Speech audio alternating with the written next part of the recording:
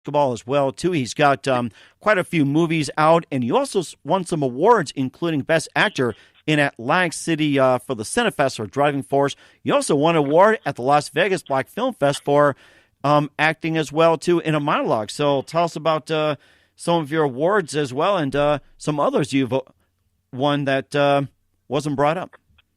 Yeah, so I went to Las Vegas just to attend a festival, and they were having an acting competition, and I just blindly entered. I wasn't really expecting much, and they wanted us to perform a scene, and then we had to do a improv thing, and I did that, and I just happened to win. So I was really happy about that. It's so nice to actually travel somewhere and then actually win an award. So that was a great thing. And then I won an award for Driving Force, which is a short film that I produced and starred in with Antoine Allen, and we won at the Atlantic City Film Festival. So that was fun. I really enjoyed just working on that film.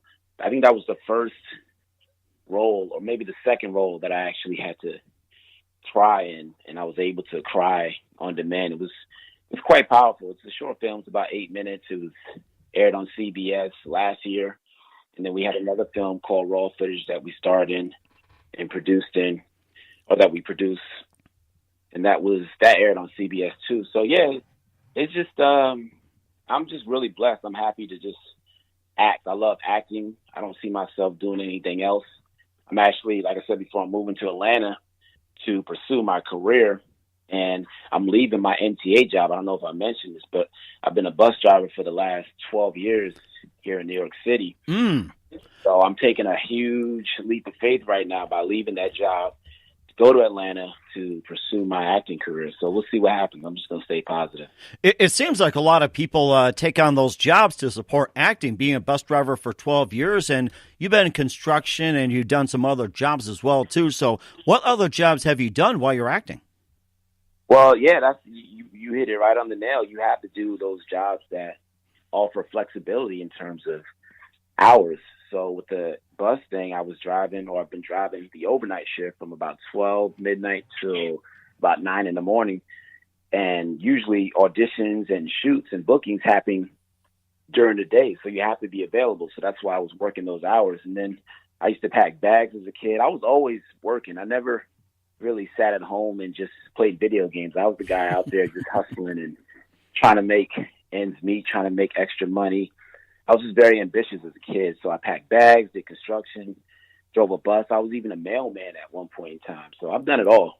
Oh, wow. Very, very amazing. You know, most people don't do that these days, but I'm very happy for you on that. And of course, you also released some albums as well, too.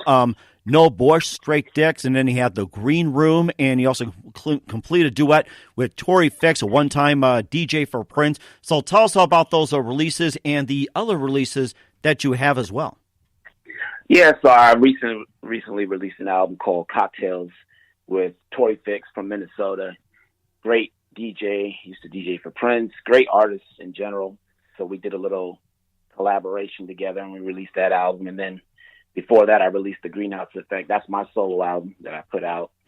That was fun recording. And then I have The Green Room, and then I have No Bush, Straight Dicks. Those are my older albums, but still goodies. I always go back and listen to some of my old music because it just shows where I was at that point in time. Sometimes it's nice to just reflect on some of your past accomplishments. So I do that from time to time. Mm-hmm. And of course, it's based on experiences as well, too. And maybe with some of the music, what's it based on? Life experiences or a story that you drew up, or did someone give you music and perform?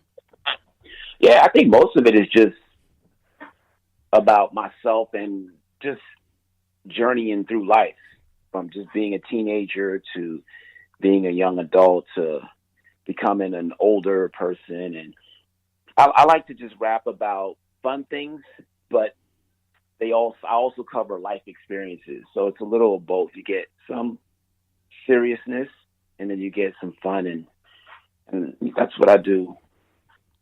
Mm-hmm. It sounds amazing that what you're doing as well. Of all the projects and appearances you've been in, what do you consider your favorite projects, the most challenging, and what's your most memorable moment that you've had in your career? So I'm currently in this film called The Widowers by Richard Lovejoy, Scott Chen, Kent Meister, Katie Irish, and it's on iTunes. And I had to audition for that feature film about 4 or 5 times. That was the first time I ever had to actually audition more than once for the same project. So that really taught me a lot about just being patient, being perseverant, and just staying disciplined. Mm-hmm. And in that film, I played a widower who lost his wife, and I had to take care of the kids by myself. And so I really had to just go there. I had to be this really depressed character. So it was very challenging doing that. And then we also shot it upstate in Eldred, New York. So it was totally far. It was just so far away from where I lived. So I almost felt like I was in another world. Mm-hmm. So I had to adjust to that too. So I would say working on that feature film, The Widowers, was probably one of my best accomplishments, and it's some of my best work. And would you consider a most memorable moment as well, too, like a blooper, anything funny, heartwarming, touching, or anything? Oh, yeah, definitely. So I recently booked a speaking role on this television show called Power. So I got a chance to work with Omari Hardwick. He's a big-time actor. So in the scene, I'm playing the bailiff who is swearing Omari Hardwick in. And so before we even got to my scene, I was just sitting there waiting in the green room, waiting to go on. And I only had about 4 or 5 lines, so I knew it like the back of my hand. So then we get on set, they call action. Keep in mind, I don't have a lot of lines, so I'm thinking, okay, this is easy. I was practicing it all day in my trailer, so I got it. Lights go on. They say camera, action. And I went blank. I couldn't remember the lines. Everybody's looking around, trying to figure out what's wrong with this guy. He doesn't have a lot of lines, and yet he can't even get it right. So I'm sweating, and I'm thinking, oh, man, everybody's going to kill me. So keep in mind, my lines are coming after everybody does their stuff. So now, because I messed up, they got to do it all over again until they get back to my point again. And I just couldn't get it. And then finally, Omari Hardwick came over to me, and he just told me to relax. Told me, you got it. Don't think about it. Just let it flow. And I finally got it. So that was a learning experience for me. I think that was one of my first TV bookings. Mm-hmm. So I think I was just nervous. It sounds like that's been your motto as well, too. Just be natural and everything else, and you're doing a great job with it, too. So who do you consider your biggest influence in your career? Oh, thanks. I appreciate that. I'd have to say my mother, God rest her soul. She was always there for me, very supportive of me. She never got a chance to see me act.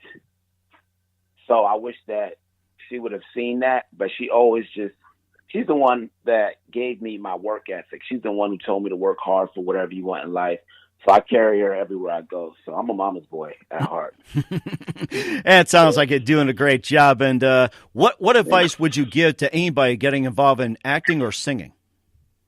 Well, I would just say that if you want to be an actor or be a performer, I would say just be very professional. I find that a lot of people are just so unprofessional when it comes to just putting together an email or responding or replying to a message. People just totally drop the ball with that.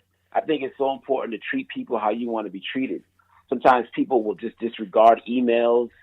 You know, I just think you just need to be professional because actors are professionals, performers are professionals. So you want to carry yourself in a professional way. So I would just say, treat it like a job and be professional. Mm-hmm.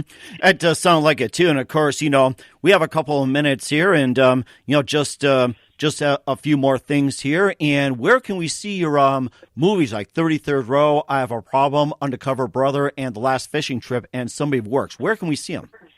So all those films are in post-production. So once we're done with that, then we're going to submit those to festivals. But they can see me in a film called Wallabout by Eric McGinty and Anna St. Park. They can see me in The Widowers. And all those films are available on my website at www.lestergreene with an E at the end.com. So www.lestergreene.com. And they can see all my films on my website. That is great, too. And, of course, before we let you go, you've been great as well, too. And once again, what's your website and how can people contact you? Yeah, if you want to get in touch with me, just go to my website, www.lestergreene with an E at the end.com. You can get to my Twitter page from my website. You can get to my Facebook page. You can get to my LinkedIn page. Everything is right there. on my website. It's a one-stop shop. That sounds great. And Lester, just want to say it's been great having you on. Thank you very much for your time. We're looking forward to having you on again soon. And do me a favor, please keep everybody up to date and let us know what's going on. Definitely. Thanks, Mike. I appreciate it. You've been listening to The Mike Wagner Show, powered by Sonic Web Studios at themikewagnershow.com.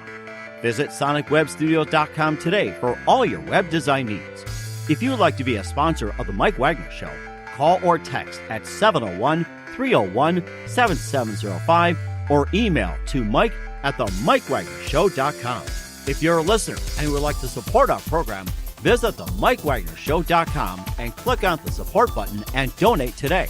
Thanks for listening, and tune in again next time on The Mike Wagner Show at themikewagnershow.com.